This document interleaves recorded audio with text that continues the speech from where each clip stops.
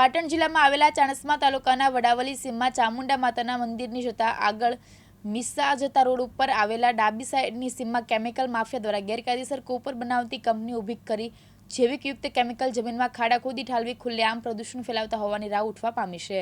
જમીનમાં ખાડા ખોદી ઠલવાતું આ કેમિકલયુક્ત પાણીથી પશુ પક્ષી તેમજ ખેતીલાયક જમીનને નુકસાન પહોંચાડી રહ્યું છે। પોલ્યુશન ડિપાર્ટમેન્ટને ધ્યાનમાં કેમ નથી? ગુજરાત સરકાર તેમજ કેન્દ્ર સરકાર પોલ્યુશન બચાવવા માટે અવનવા પ્રોગ્રામો તેમજ નવા નિયમો પણ પાર પાડી રહી છે, પરંતુ કેમિકલ માફિયાઓને આનો કોઈ ડર નથી અને જંગલ વિસ્તાર એવા ખેતરમાં સીમોમાં આવા પ્લાન્ટ બનાવી સરેઆમ પોલ્યુશનનો નિયમોનો ભંગ કરી રહ્યા છે। આ કોર્પોરેશન બનાવતા પ્લાન્ટ ઓનલી ગલી ખેતરની સીમોમાં જોવા મળતા હોય છે। દિવ્યાંગ ન્યૂઝના અહેવાલ પછી શું આ પ્લાન્ટ ઉપર કોઈ એક્શન લેવામાં આવશે તે જોવાનું રહ્યું।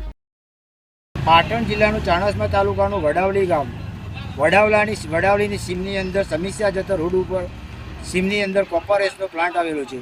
આ સીમની અંદર છેલ્લા નરેશ નામનો ઈસમ છેલ્લા સમયથી ત્યાં પોલ્યુશનના નિયમોનો ભંગ કરી ખુલ્લેઆમ પોલ્યુશન કરી રહ્યો છે।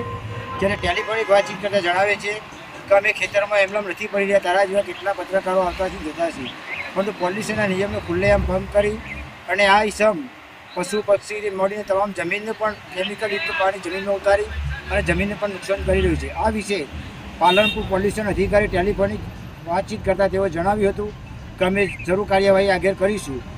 દિવ્યાંગ ન્યૂઝ અનુપસિંહ ચાવડા, ચાણસ્મા। અનુપસિંહ ચાવડા, દિવ્યાંગ ન્યૂઝ, મહેસાણા।